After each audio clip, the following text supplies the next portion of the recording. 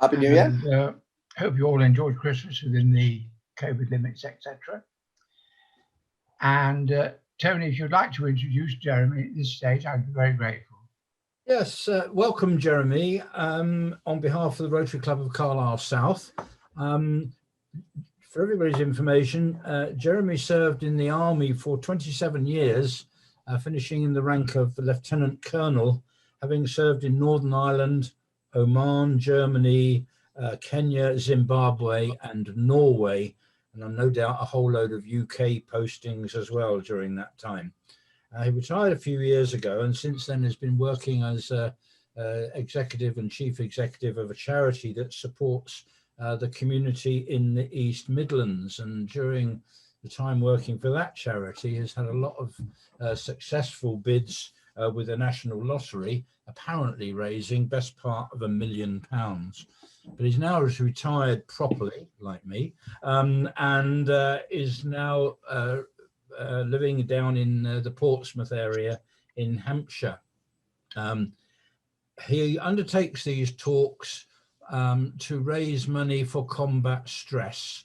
And today we have agreed that the President's benefice will be sending Jeremy a cheque at the end of the talk that he will pay into combat stress. So welcome, Jeremy, and we look forward to hearing your presentation, please. Thank you very much. Thank you. I'll share my screen with you. Here we are. And let's start the slideshow. Well, thank you very much indeed for inviting me to talk to you this morning about For Valor, the Victoria Cross story. As Tony was saying, in my last employment, I was chief executive of a charity based in Leicester, covering Leicestershire and Rutland, and we supported village communities, helping them to sustain themselves through their own voluntary activity. And I thought to myself in 2013, how is my charity going to support those communities in their own commemoration of the 100th anniversary of World War I? So I put together a bid for the lottery, which was successful, which then led on to this first presentation, Sacrifice and Remembrance, about the Commonwealth War Graves Commission and how they remember the 1.7 million killed in 2 world wars. And that title has now taken the title of the project, Sacrifice and Remembrance. And from interest from audiences, these other presentations have been developed, all to do with sacrifice and remembrance in some form or another. And these are the last of the presentations. And I'm currently working on these 2 other presentations, which will be ready in another month to deliver out. To date, these presentations have been given to over 13,000 people in over 300 locations, more recently by Zoom. In none of these presentations do I talk about the rights and wrongs of going to war. I leave that to historians like Max Hastings, who are much better qualified to talk about that aspect than I am. As Tony said, I suppose if I have any credentials for giving these talks, I was an army officer for 27 years, and sadly, I have seen sacrifice at first hand. And I strongly believe that if we are to send our young men and women to war, regardless of which country they fought for, we should remember their sacrifice. Okay. For the observant of you, you'll notice that that is a very young Jeremy Prescott, taken over 40 years ago in Oman. I did have a full head of hair then. I raise, as Tony said, from money donations received, I give to combat stress, and believe you me, there's a real need for this charity. As the head of the army, now Lord Bennett, said last year, we're facing a veteran suicide epidemic, particularly those who fought in Iraq and Afghanistan. Last year, combat stress received 15,000 calls to the helpline, which resulted in 3,000 interventions. On average, it takes a service leaver 13 years before they feel willing to approach agencies like combat stress to help them in their difficult times. Well, let's get on to the presentation this morning. Valor, the Victoria Cross story. It all started in the Crimea. It became apparent to the powers that be that this country did not have a single gallantry medal that could be awarded to other ranks and officers. The French had the Légion d'honneur, but we didn't have a single gallantry medal that could be awarded to all ranks. Well, Queen Victoria intervened, and with Prince Albert, they introduced the VC on the 29th of January 1856. Since then, the medal has been awarded 1,358 times to 1,355 individuals, and I'll explain this discrepancy shortly. This is an interesting statistic. 19% of VCs have been awarded posthumously. In other words, the person being awarded was killed in the action that they have been awarded the Victoria Cross. They say to receive a Victoria Cross, there must be a 90% chance of being killed in the action. And this is the criteria for the award of the Victoria Cross. And the most important words in that criteria are these: it must be in the presence of the enemy. The number of VCs awarded has declined significantly from when it was first introduced. And from 1946 to date, only 15 have been awarded. An award since 1945, there are the campaigns where the VC has been awarded. And in the recent campaign in Afghanistan, only 3 Victoria Crosses were awarded. No woman has been awarded the Victoria Cross, apart from this lady, Elizabeth Harris. She was the wife of a commanding officer on the Northwest frontier. The regiment of her husband was suffering from a cholera outbreak in 1869. And to get his regiment away from the barracks, he took them into the field. And over a period of months, they tackled the insurgents, and Elizabeth went with them. And on many occasions, she treated not just the sick from cholera, but those who were injured and wounded in the conflict. And so impressed were the officers on the return to barracks that they wrote to Queen Victoria asking that she be awarded an honorary Victoria Cross. And this is the Victoria Cross she was awarded, and the officers gave her this brooch in commemoration. But that is the only time that a Victoria Cross has been awarded to a woman. And there's no reason why women cannot be awarded, but they haven't been put up for the award to date.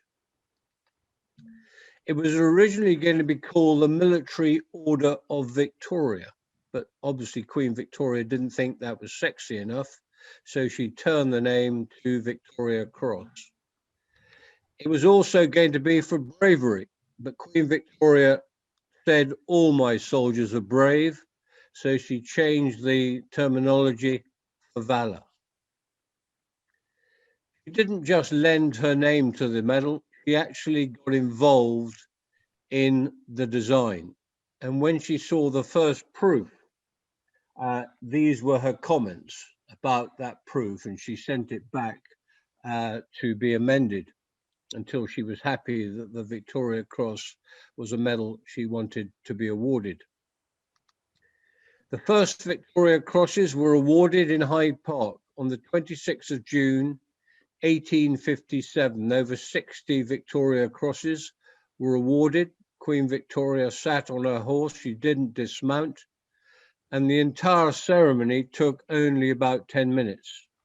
They filed past the horse, she bent over, pinned the Victoria Cross to their chest, and the next recipient came up for the award.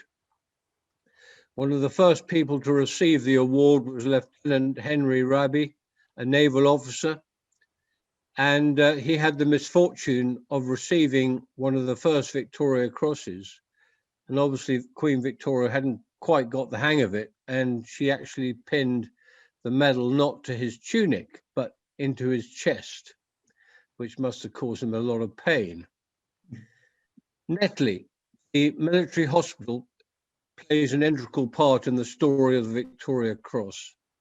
Queen Victoria was well aware that soldiers returning from the Crimea did not have sufficient treatment on their return. And when she resided at Osborne House on the Isle of Wight, she used to come across to Netley near Southampton to look at the plans for the new hospital, which she instigated. And on the 19th of May, 1856, she came across for the last time to approve the plans for Netley Hospital. They then put the plans in a time capsule and put the time capsules under the foundations of the hospital, and then they buried the time capsule.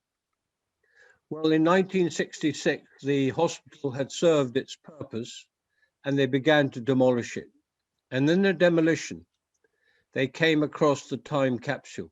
And here you see one of the construction engineers receiving the time capsule. And it was paraded by the regimental sergeant major on the 7th of December to the officers' mess, where they opened the time capsule. And as well as the plans, they found some coins and some medals. And the most significant point of this story was in that time capsule was the first Victoria Cross, which Queen Victoria awarded, not to an individual, but to the hospital at Netley. And that medal is now in the Army Medical Services Museum in Aldershot. Well, who makes the Victoria Cross? Well, it's Hancock the jeweller, who have always had the royal warrant to make the Victoria Cross. They reside in Great Burlington Arcade, just off Piccadilly. They take the metal from the Victoria Cross from this block of metal, which is the remnants of a Russian cannon, which was captured in the Crimea. It's since been disproved that the cannons were not Russian. The Russians actually stole them from the Chinese. Anyway, this block of metal is kept in an armory under lock and key. They reckon there is enough metal in that block to create another 85 Victoria Crosses. Well, considering only 15 have been awarded since the end of World War II, I think that will see all of us out. Here we have the embellishment of the Victoria Cross by Hancock's. They record every Victoria Cross in this register. Every Victoria Cross which has been awarded is recorded in this ledger. And this is the Victoria Cross on its own, a simple medal, totally worthless, pretty low grade metal. But as soon as you turn that medal over and you place a date in the middle of the back of the medal, and on the bar you place the recipient's name and his regiment, that medal becomes absolutely priceless. I just want to make a short comparison with other gallantry medals of a similar tier to the Victoria Cross. Here you have the Victoria Cross on the left, the Conspicuously Gallantry Cross, the George Cross, and the George Medal. Well, first of all, the Conspicuously Gallantry Cross, again awarded for gallantry on operations against the enemy. Created in 1993, it's been awarded 42 times in Afghanistan. And there have been 2 collective awards, one to the Royal Irish Regiment and one to the Ulster Defence Regiment. This soldier was the last recipient of that award. He was an SAS operative from the Parachute Regiment. He was off duty in Kenya, in Nairobi. The hotel, as shown here, was infiltrated by terrorists who captured some people in the hotel and made a hostage situation. The SAS operative got onto the telephone to the embassy and sought permission to enter the hotel, which he did do.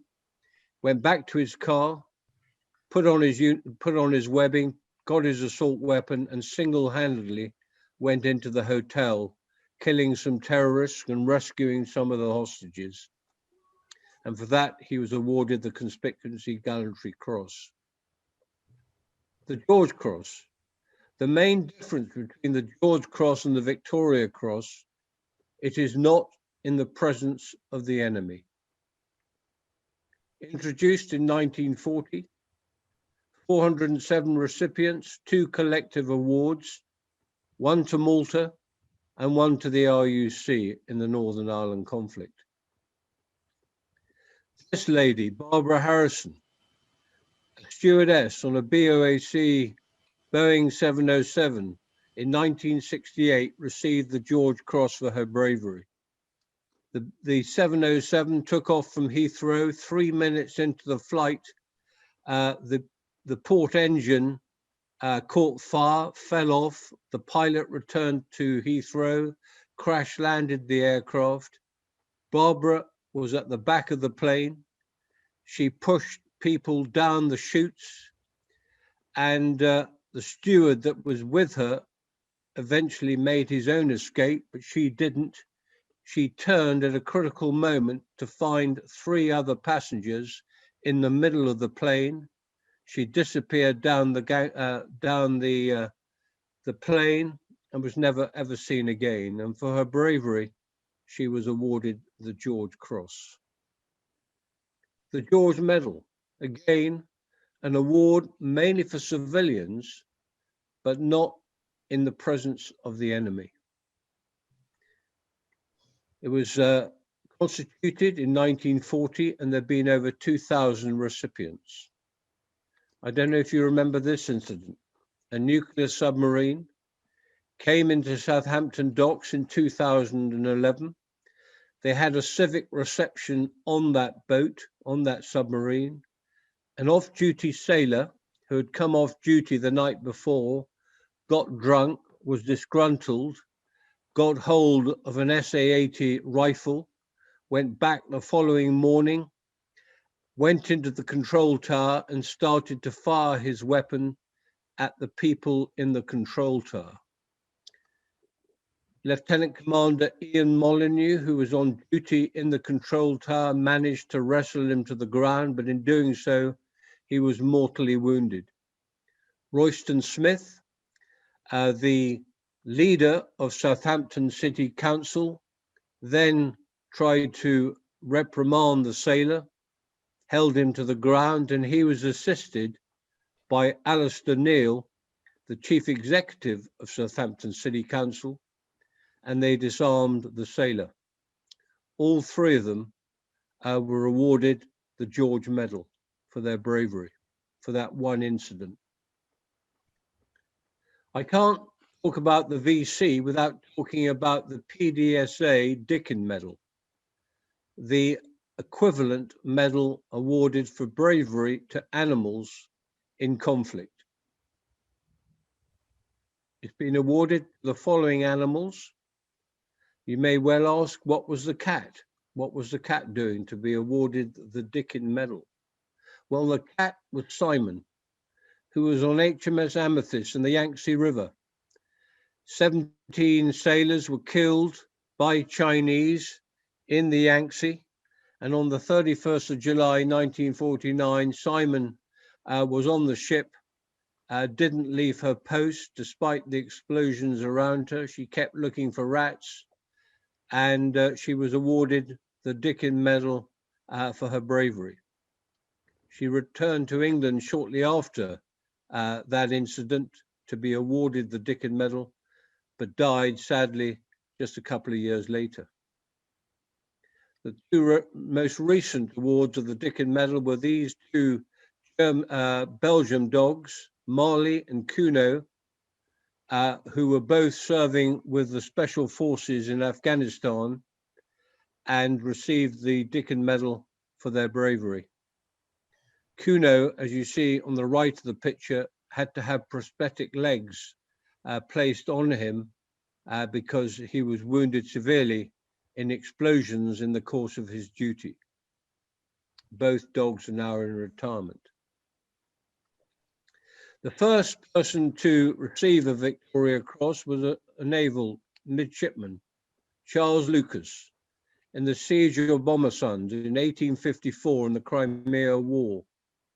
A shell landed on the decks of his boat. Charles Lucas, a 19-year-old, ran to the shell, picked it up and threw it overboard. And even before the bomb hit the water, it exploded, but no one was killed. And for that, he was awarded the Victoria Cross. And you notice that the ribbon on the Victoria Cross was blue. And it was only on the introduction of the air service did they change that color to crimson. And it was not the blue, which was only issued to the Navy at the time. So all Victoria Crosses now have the same colored ribbon. I mentioned at the start that the Victoria Cross, there was a discrepancy between the numbers awarded and the numbers recipients. Well, the Victoria Cross has been awarded to these three individuals twice. Arthur Martin Leake, a surgeon, who won his first in the Boer War and the second in World War I. Noel Chavas, a doctor, who received both of his in World War I. And Charles Upham, a New Zealand officer, who received both of his VCs, one in Crete and one in North Africa in World War II. When you receive a medal for the second time, like the VC, it's called VC and bar. Well, let's look at Noel Chavas, probably the most famous of the three. Noel Chavas went to Oxford, had a twin, Chris, who became an army chaplain. They were the sons of the Bishop of Liverpool. And Noel decided to join the Liverpool Scottish Regiment as a doctor. And these are his sentiments when he was deployed to the Western Front. And this is a letter he wrote to his parents. He said, "Don't worry, I'm a doctor. I won't get involved in the front line." He said, "There's no danger to myself." But little did he realize that medics went well forward of the front line on many occasions, and particularly Noel Chavas. And unfortunately, Noel Chavas was awarded his second Victoria Cross posthumously. He's buried in Bradbrook New Military Cemetery. His is the only headstone with two Victoria Crosses on his headstone. He won his first at Gilmore and was awarded the second at Passchendaele, going forward of the front line, looking for, identifying and treating soldiers in no man's land at a risk to his own life. And on the second occasion, he was mortally wounded in the stomach and the head. He was transferred to a dressing station, and by pure coincidence, this officer, Martin Leake, the other double VC winner, was in the same hospital as a doctor treating Noel Chavas. And these are Noel Chavas's Victoria Cross and bar, and they are in the Imperial War Museum in the Lord Ashcroft collection. We turn to the Second World War. Sergeant James Ward, a young New Zealander. He was on a Wellington plane, Wellington bomber, returning from a mission on the 7th of July, 1941. And on the way back, the starboard engine caught fire through enemy action. The pilot turned around to James and said, "I want you to go and try and put the starboard engine out." He walked down the fuselage, picked a rope, tied it round his waist, got out of the fuselage through the cupola at the top of the Wellington bomber, made these footholes in the wing of the Wellington bomber, and managed to douse the flames on the starboard engine. He then returned to the cockpit and they landed safely in Norfolk. Remember, this incident took place at night, 15,000 feet at 100 miles an hour. He was put forward for the Victoria Cross, but initially it was rejected on two grounds. Firstly, it was an act of self-preservation, and secondly, it was not in the presence of the enemy. But eventually that award was confirmed, and Churchill, who heard about his bravery, summoned him to Downing Street for a reception. And Churchill, in his inimitable way, said, "You must feel very humble and awkward in my presence." And James, a particularly shy young officer, said, "Yes, sir." And Churchill, to put him at his ease, said, "Well, you can imagine how humble and awkward I feel in yours." Well, that Sergeant James Ward, just a few months later, was shot down over Hamburg, and this is his headstone just outside Hamburg. Note that the Victoria Cross is always displayed on a Commonwealth War Graves headstone. We turn to leading seaman Jack Mantle from Southampton, and he has the distinction of being one of the few recipients to be awarded the Victoria Cross in territorial waters of our own country. He was on board this ship, Furlybank, as a gunner, and he was manning this type of gun, and German bombers came just off Portland to bomb those ships, and his ship on the 4th of July was severely damaged. James did not leave his post. He kept firing at the bombers, and unfortunately he succumbed to his wounds and died, and was awarded the Victoria Cross posthumously. And this is one of the very few medals that have actually been awarded in territorial waters or on land in this country during the war.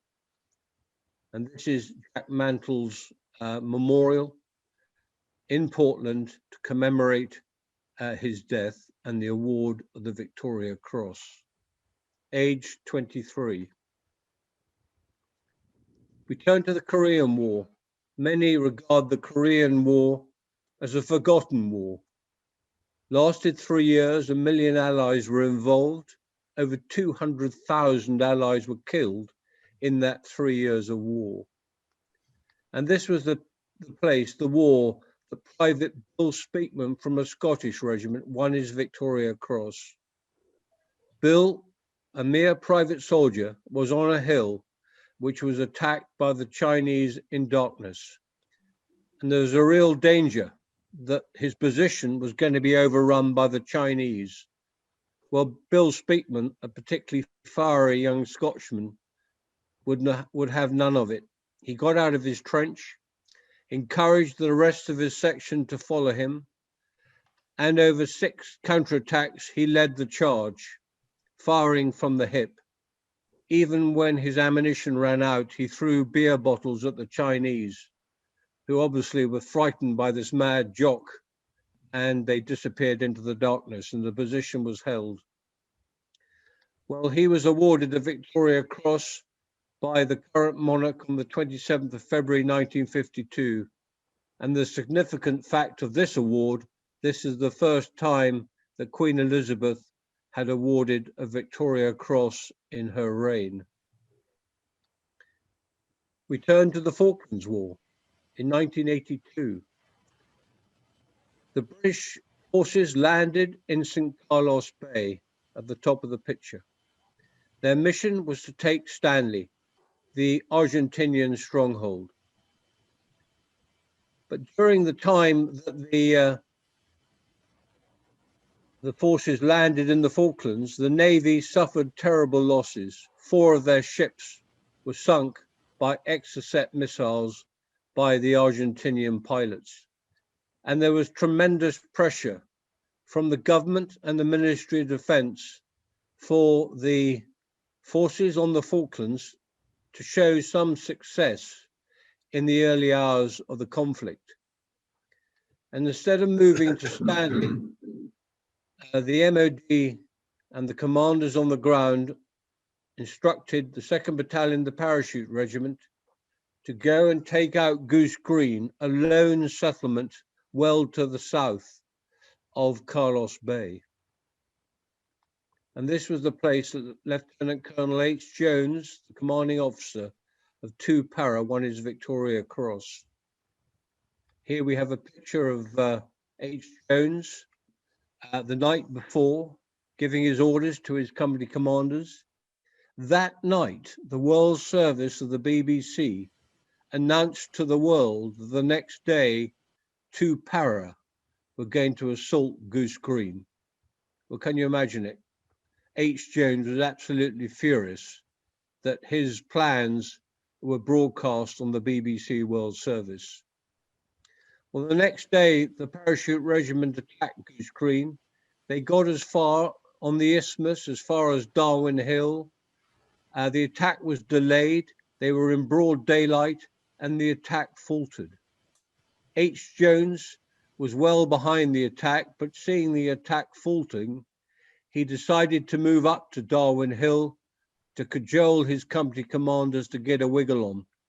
And on his move to Darwin Hill, he was engaged by a machine gun post. H. Jones single-handedly assaulted the machine gun post, and in doing so, he was mortally wounded. And his second in command, Chris Keeble, took over. Well, whether his death inspired the rest of the battalion, no one will ever know. But the fact is that 2 Para the next day had a famous victory in Goose Green and swung the momentum in favor of the British forces in the Falkland Islands with that victory. 16 parachute soldiers were killed in Goose Green, and here they are being laid to rest in a temporary grave at Goose Green, including H. Jones. He's buried at Ajax Bay in the Falklands, and this is his headstone. We turn to Iraq, and Private Johnson Bahari from the West Indies. He was a mere soldier in Princess of Wales Royal Regiment. He was a driver of an armoured vehicle. And on 2 incidents at Al Mara, on the 1st of May and the 11th of June, Private Johnson was in the lead vehicle of a convoy which was ambushed by the Iraqi insurgents. On the first incident, his platoon commander was severely wounded in the turret of the warrior vehicle.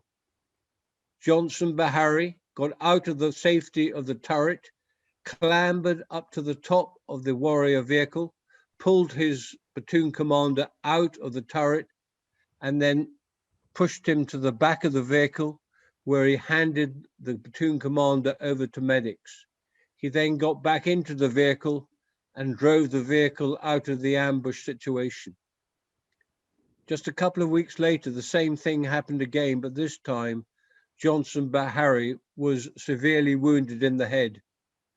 He kept slipping in and out of consciousness, but had the wherewithal to drive his vehicle out of the ambush, hence saving the rest of the convoy. And for those 2 actions, Johnson Bahari received the only Victoria Cross in the Iraq campaign as a mere private soldier. This is a particularly poignant slide of Johnson Bahari pushing Bill Speakman on Remembrance Sunday just a couple of years ago at the Cenotaph. Bill Speakman sadly has since passed away in his mid-80s. Afghanistan. Corporal Brian Budd from Northern Ireland was the first soldier to be awarded a Victoria Cross in Afghanistan. He was in the parachute regiment. They were in these outposts, platoon outposts, surrounded by reeds and forests. And every morning the platoons had to go out from their outpost to clear the enemy, the Taliban, from those reeds surrounding each outpost. And on 2 occasions, Byron Blood, in clearing those bushes, led his section on his own to take out the Taliban. And on the 20th of August, he was well in front of his section, and single-handedly he charged an enemy position, killing 3 Taliban. And in doing so, he was mortally wounded, and he was found by his section amongst the other 3 bodies of the Taliban. Sadly, when they did the post-mortem, they found that Bud was not killed by enemy fire, he was killed by friendly fire from his own section. Because Bud was leading from the front, they weren't aware of his position. And in covering fire, they accidentally killed Corporal Bud. To be awarded a Victoria Cross is a lengthy process. You have to have the action witnessed by 3 independent witnesses. The commanding officer, a lieutenant colonel, has to write the citation. It then goes to the theatre commander, a brigadier, to agree or disagree with the citation. It then goes to the operational command headquarters, a major general, again, to sanction the citation. It then gets sent to the bowels of the Ministry of Defence, Operational Awards Committee, Services Honours Committee, and finally, the Victoria Cross Committee. So anyone awarded the Victoria Cross is awarded it, and it has to go through all those 6 tiers before it's finally sanctioned. Here we have a picture of the most senior general in the British Army at the time, Michael Jackson Parachute Regiment, about to be knighted at the investiture alongside Johnson Bahari. But on this occasion, the first person to receive the award is not the knighthood to the senior officer, but the award of the Victoria Cross to a mere private soldier. Such is the honour of the Victoria Cross. On a memorial, the VC takes preference over the initials, and here we have the Thiepville Memorial.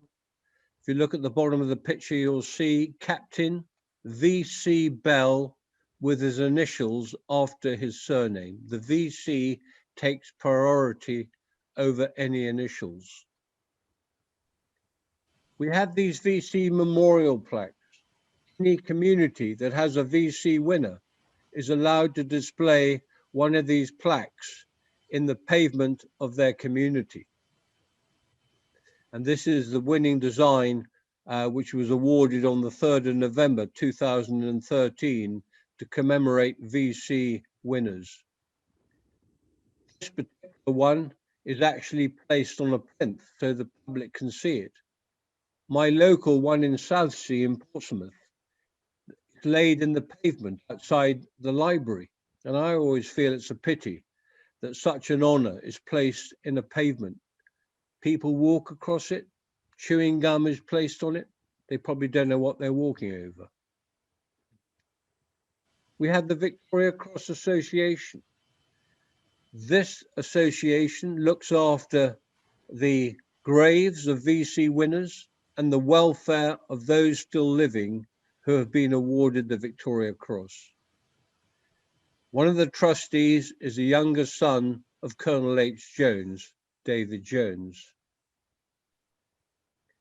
Every so often, the Queen has a reunion of Victoria Cross and George Cross Association winners, and the last one was at St. James's Palace in May 2016. They all sign an autograph when they have these dinners. Apparently, they never talk about their awards. They just have a jolly good piss up. here are the 9 living Victoria Cross holders. Note the ones in blue from New Zealand and Australia who won their awards in Afghanistan and in Vietnam. And there's one from the Gurkhas there, Captain Limbu. The latest to be awarded the Victoria Cross is young Corporal Joshua Leakey in the Parachute Regiment in Afghanistan. And Corporal Joshua Leakey, on the 22nd of August 2013, was with an American patrol which was ambushed, and the captain of that patrol, an American, was severely wounded. Joshua Leakey ran forward to medevac the captain away from the fire. He then ran to the top of the hill to hand over a machine gun to the soldiers on the top of the hill so they could give covering fire. And he did this twice in full view of the enemy. And here we have the award being announced at the Ministry of Defence, and the most senior officer, General Sir Nick Carter, announced the award. Joshua Leakey came up to receive the announcement, and the most senior officer in the British Army gave Joshua Leakey a bear hug. Such is the honour of receiving and notifying a soldier of that award. In years gone by, the VC could be forfeited, and here are some of the crimes that people forfeited a VC. But King George decided that no matter what the crime, no one should forfeit a VC, and he said that even if you have to go to the gallows with a VC around your neck, you should always retain the honour of the Victoria Cross. The Victoria Cross has had some controversies. Do you remember this leader, Idi Amin? He's wearing the Victoria Cross as well as the DSO and the MC. He may well have been the last King of Scotland, but he certainly wasn't a Victoria Cross winner. And the Victoria Cross Association wrote to him telling him to take off his Victoria Cross. Remember this, the England rugby team in September 2014 had the Victoria Cross emblem on their rugby vests. And the Victoria Cross Association wrote to them and said, bravery is not shown on the rugby field. So they had to change their strip. I mentioned at the start that the number of VCs awarded is becoming smaller and smaller for a number of reasons. First of all, political influence. In Rorke's Drift, 22nd, 23rd of January, 1879, 11 Victoria Crosses were awarded at that one incident over 2 days, 11. No doubt there was extreme bravery shown by those at Rorke's Drift, but many believe that the reason why so many were given on that day was that the previous day, the British Army suffered a terrible defeat against the Zulus at the Battle of Ishandwala. And they awarded so many VCs the following day to camouflage and to hide the defeat of Chelmsford's column on the 22nd of January, 1879. A quota system. Well, this is connected with politics as well. When the awards list for the Falklands was given to the then Prime Minister, Thatcher, he looked at the award list and apparently said, where are the VCs? There were no VCs initially nominated for the Falklands conflict. Eventually, 2 were awarded, Colonel H. Jones and Sergeant Ian Mackay. Many thought that there should have been more awards, in particular to Stephen Illingsworth and Corporal Dave Abels in the Goose Green attack. Well, this senior officer at the time, Lieutenant General Sir Roland Guy, who was a personnel officer and responsible for the awards, made this statement to the VC committee. And he fulfilled this statement with this telling additional statement. However, there will inevitably be great public interest over whether the award is in any way being cheapened if an excess number are awarded.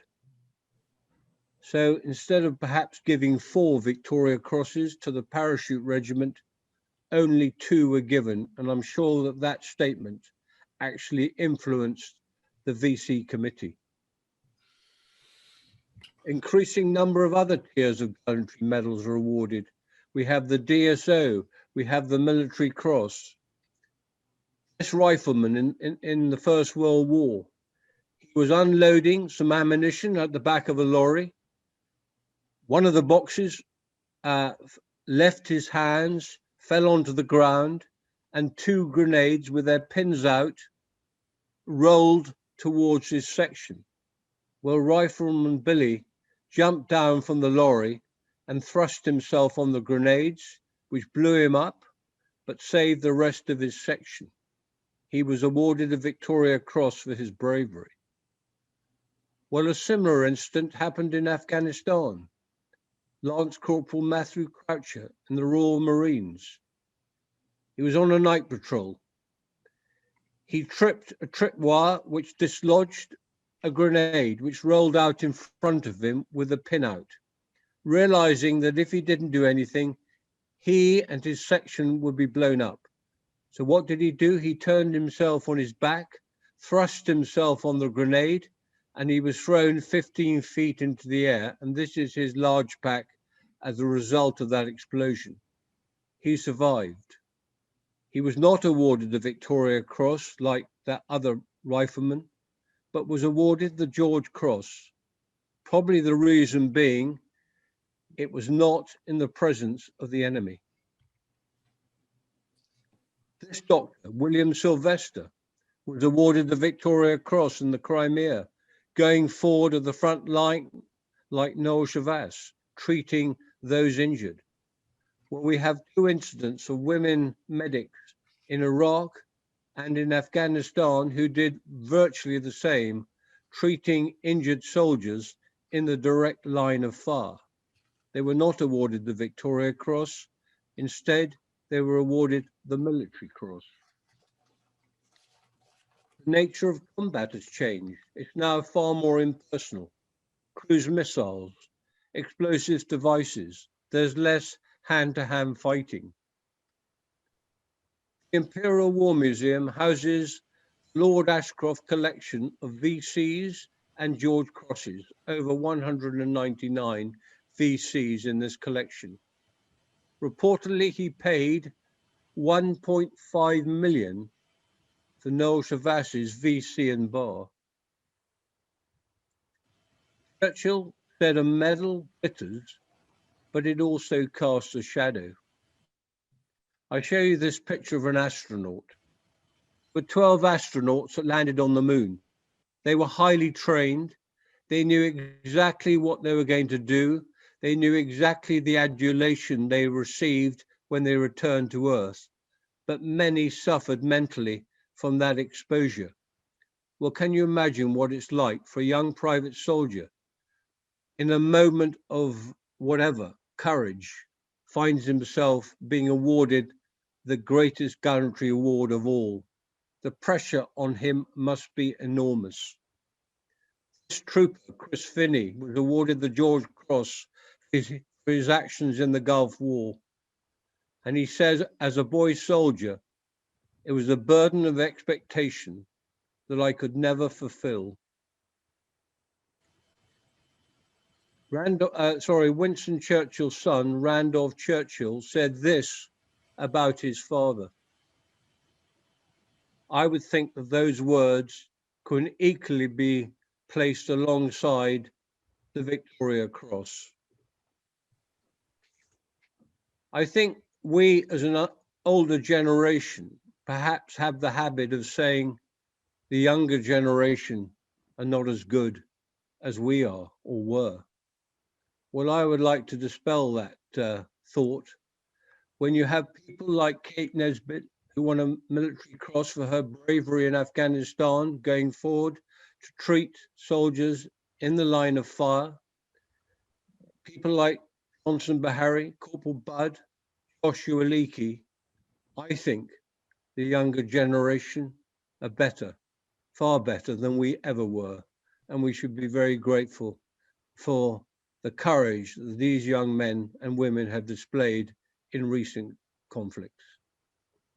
Thank you very much indeed for listening to my presentation. A quick reminder that I do raise money for combat stress. If anyone wishes to make an individual donation, they can go onto the website sacrificeandremembrance.com, and there is a Just Giving site on the combat stress page, and any individual donations will be gratefully received. Well, thank you very much indeed for listening. I'll be delighted to take any questions. I'll come out of this presentation now and take any questions. I've muted a few microphones, by the way, so you may need to unmute. Jeremy, many thanks for a very comprehensive explanation, which I found absolutely fascinating. Does anyone have any questions of Jeremy? Just one comment, if I may, Jeremy, if that's okay through Tim. Yeah, please. Just the point you made about the VC plaques, because there's 2 in Carlisle at the war memorial that we have. Well aware of. It's strange because I must admit, whenever I go there, it's something I walk around. I won't stand on top of the 2 slabs. It's One of them's to this man. That's correct, yeah. Colin VC. All right. And the other one's a Navy chap, isn't it? I can't remember his name now. Yeah. Mm. But yes, it is something that I've noticed other people do the same. Once they realise what it is, other people give it a little bit of a respectful berth. That's right. But it's sad that they're on the pavement and people just walk over it. Yeah. And the one I have here, just dirty, it's full of chewing gum and goodness knows what. Yeah. Get a sheet of reinforced glass put over it or something and make people. Yeah, I will put it on the wall or something. Yeah. The VC in Korea, was it Speakman's in Korea? Yeah, Bill Speakman. Yeah. Yeah. I've just been doing some research of a relative of mine who was in Korea, I think with the Glorious Gloucesters. Oh, yeah. Was Yeah. he part of that? The Hill Yeah. Hill 235, wasn't it, or something or other, where the Gloucester Memorial is? Is that where Speakman won his? No, he was a different VC. He won with I think it was the King's Own Scottish Borderers, but the Gloucesters had another incident on another hill. Yeah. Okay. Yeah. My father-in-law was at that one. All right. During the Korean War. The Glorious Gloucesters, they call them. Yeah. We've only just found out about what he was up to, but makes fascinating reading. But they lost 400 deaths in Korea, the Glorious Gloucesters. Unbelievable. Goodness me. Yeah. Good. Mike, what's your equivalent in the US for the highest voluntary medal? Our medal is the Medal of Honor, and I was going to mention a couple of things with it. During Jeremy's talk, I did a little bit of Googling, and we've presented 618 medals of honor posthumously, and a total going all the way back to the Civil War, which is when it was established, for around 3,500. It was established in December of 1861. But it's unique, it's interesting, is that 60% of medals of honor since World War II have been awarded posthumously. Yeah. And I've been to a couple, several military cemeteries in Europe, and I noticed during the presentation that on the headstones of the Victoria Cross recipients is the cross is carved into the headstone. In American cemeteries, if you go and you see a headstone with the name on the headstone in gold, that is a Medal of Honor recipient, because the rest of the names in the cemetery the name is not highlighted at all. And if you want to get a picture, if someone goes to an American cemetery and they want a picture of someone's headstone, they have to ask for the folks that the American Battle Monuments folks to put sand in the name so that the name is highlighted so you can take a picture, and the next time it rains, the sand gets washed out. So that's what they do. And I've seen one of the headstones. There's three notable dual recipients, and one of them was a Marine around the Battle of Bellewood, World War II, and he's buried in a cemetery not too far from Bellewood. And I've seen his headstone, and it's interesting seeing Medal of Honor U.S. Army, Medal of Honor U.S. Navy engraved in a headstone. It's pretty interesting. And just a quick story. I had the honor of escorting a Medal of Honor recipient twice to formal dinners. Once as a ROTC cadet, and once as a young captain. And it was the same person. And his name was Leo Thorsness, and he got his Medal of Honor in Vietnam. He happened to fly Wild Weasels, the same airplane I flew. I was his driver in Minneapolis for a couple of days, so I had a lot of one-on-one conversations with Leo. And I asked him one time, what was it like when you were released as a POW after 6.5 years to have been notified that you'd received the Medal of Honor? And Leo looks at me and he goes, Mike, that's a very interesting story. He said, because I found out I received the Medal of Honor while I was a POW in the Hanoi Hilton. And he goes, that was probably one of the most tightly kept secrets in the Hilton, because what would the North Vietnamese have done if they had known they had a Medal of Honor recipient? And I said, well, how did that happen? And he goes, he got shot down and captured about a couple of 3 weeks after the mission he got the medal for. And then about 1.5 years, 2 years later, he, through the tap code that the POWs use to communicate, he got a message that a new guy wants to talk to him. So he taps back, okay, tomorrow in the exercise ground by the tree. So he said he walked out the next day and there was this guy over by the tree, kind of kicking the dirt, looking around, make sure nobody else was around. And Leo said he walked up to him and said, hi, I'm Leo Thorsness. I hear you want to talk to me. And he said the guy looked around to make sure that none of the guards were within hearing distance. And he said, he looked at me and he goes, sir, you were awarded the Medal of Honor for your actions on such and such date. And Leo said, he looked at him and went, yeah, right, sure. He goes, no, swear to God, honest to God, you got the Medal of Honor for that mission. And he goes, how do you know? And he said the guy had looked at him and goes, because I wrote the fucking citation.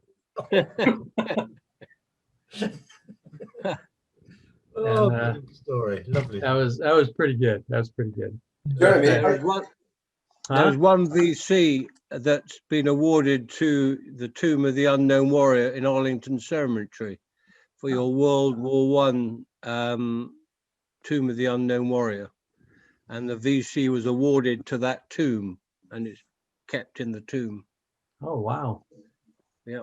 Oh, But yeah, I don't know what the UK does for their VC recipients, but I researched it. And I knew it. I knew they got one, but I didn't know how much. But every living Medal of Honor recipient gets a Medal of Honor pension on top of any other military pension that they get.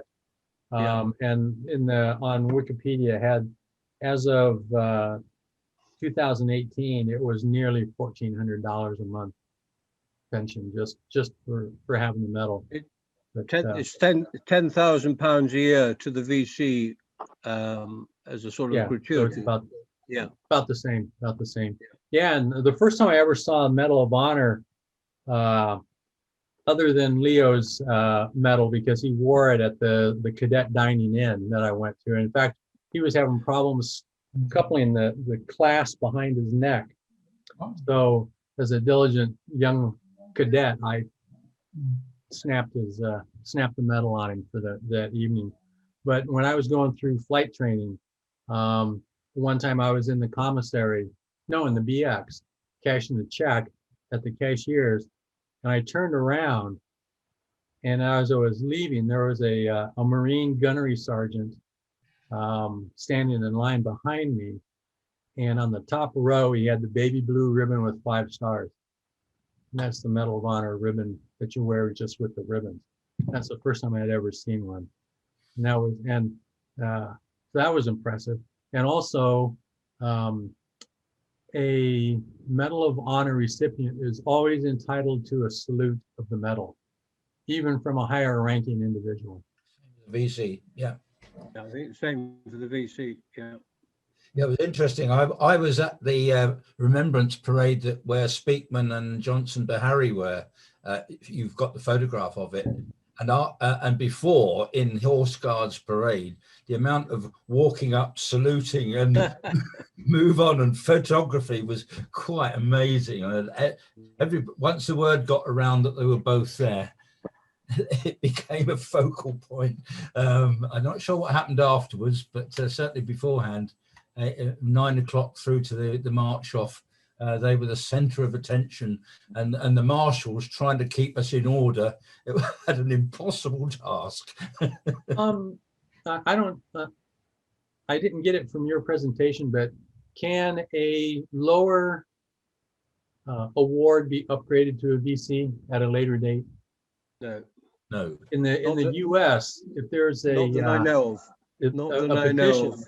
A petition, and they can petition to have a lower award like the Air Force Cross or the Army Cross or the Navy Cross upgraded to a Medal of Honor, and that's happened several times. And I think a lot of times that's been like where someone in Vietnam has received an Army Cross, and 20, 30 years later it's upgraded. Okay. Jeremy, there's one thing you said about young people. I was commanding officer of the Air Cadets in Carlisle for a good while. And we took a party across to Normandy, party cadets. They're all teenagers across to Normandy. And part of what we decided to do deliberately was to go around an awful lot of the war cemeteries there. And we did, obviously, the American cemetery over there before by Omaha Beach. We did a lot of the British ones, and the British ones, a lot of them have German graves in as well. So we made a point of seeing all the graves. And there was one that we came across which had a VC in. And it was interesting about the idea of young people. The cadets had found it. The cadets then, because of the power of the internet on the phones, researched the person that was in there and made a specific